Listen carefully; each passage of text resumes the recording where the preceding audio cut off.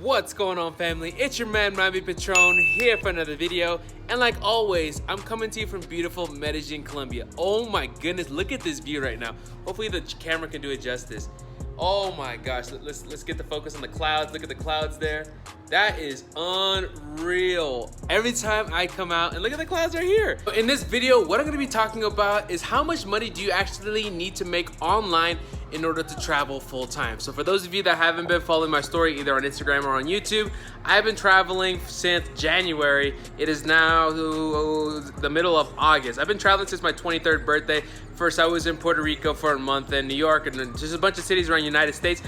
Funny story, I actually didn't have my passport until May. As soon as I got my passport, that same, I think the next day, I was here in Colombia. So guys, I've been traveling ever since then, making money online. So if you're watching this video, it's because you probably want to begin traveling, or you want to start making money so you can begin traveling online or anything like that. All right, so I'm going to be breaking down some key steps here that I have been going through, because I've been making money online now for the last 2 years, and I've been traveling now for the last 6-7 months full time, I guess you can say full time. So I'm going to be giving you some actionable steps and some tips that you can take away with.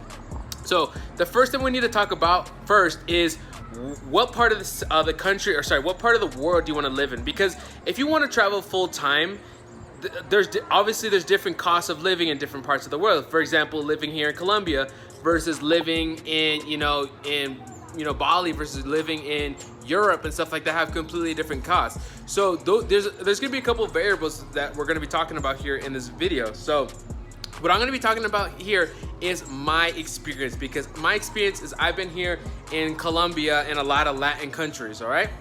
So here specifically in Colombia, I'm in Medellin, Colombia, the cost of living is very low, okay? So when you're thinking about, okay, I wanna travel, right? A lot of people think that it takes a lot of money to travel. It actually really doesn't, especially when you come to a country like this, like Colombia or something like that, all right?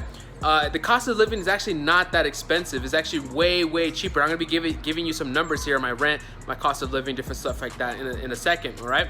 So the first thing you wanna know is, okay, what type of traveling do you wanna do? Do you wanna do a long-term stay, or do you wanna do a short-term stay? What I mean by long-term, for example, I've been here for 3 months. I've been technically living here for 3 months. The first month I was in Airbnbs, and then I actually got an apartment. So I've been in this apartment now for 2 months, okay? And so I'll begin to the numbers of expenses here in a second. But see, that's a completely different way of traveling. And usually when I travel, I stay in a place for at least a month or a month and a half. Okay, versus if you want to do short term, say like week to week. So are you going to be renting out an entire place like an Airbnb, or are you going to be doing hostels? Like, what is the different style of living that you want to do? Okay, because obviously if you're living in hostels, like when I was in Puerto Rico, I did do hostels for a month. I didn't spend that much money at all. That's a completely different way of living. You can really, squeeze by with $1,500 a month or something like that. $2 grand a month. I didn't even, it was like, $2 grand a month, something like that. You can really squeeze by. Whereas if you want to rent an apartment, maybe stay a little bit longer. By rent an apartment, I mean like Airbnb an apartment, for at least a couple weeks. That's going to cost a little bit more money. Now, that's when it comes to housing. Are you going to be staying in a hostel versus staying in an Airbnb? So for example, I have a 2-bedroom apartment. I have security, I have a pool, like it's a pretty nice setup, and obviously you can see the view here. It's just an amazing view. I'm only paying $560 US for this apartment. Now, the locals say it's kind of expensive. I think it's just because, the US dollar to the peso is 1 to 3. So it's just like, but here I have a 2-bedroom apartment, but yet this view, it's still, think about it. When I was in Miami, when I first moved to Miami, I was renting a room. I paid $550 a month to rent a room. And it was a small ass room. Now I have this beautiful 2-bedroom apartment overlooking the city with security, pool, and all this kind of crap for the same exact price. And I'm like, holy shit, like this is amazing, right? So that's one thing, was the housing here is super economical. Whether you want to stay in a house or whether you want to stay in a hostel. When I mean a house, I mean like Airbnb, kind of renting an apartment kind of thing, or staying in a hostel. Like staying in a house out here is still a couple bucks. I think like $7 a day or something like that. It's still super economical. Okay, so the next thing I want to get into is food, right? So when you want to start traveling full time, when you're making money online, because when you start making money online, you can travel, right? So the next thing is the food. All right, so how much does it cost? So once again, the average food here in Colombia, in the South American region, like I said, is different from Europe. I haven't been to Europe yet. talking about here.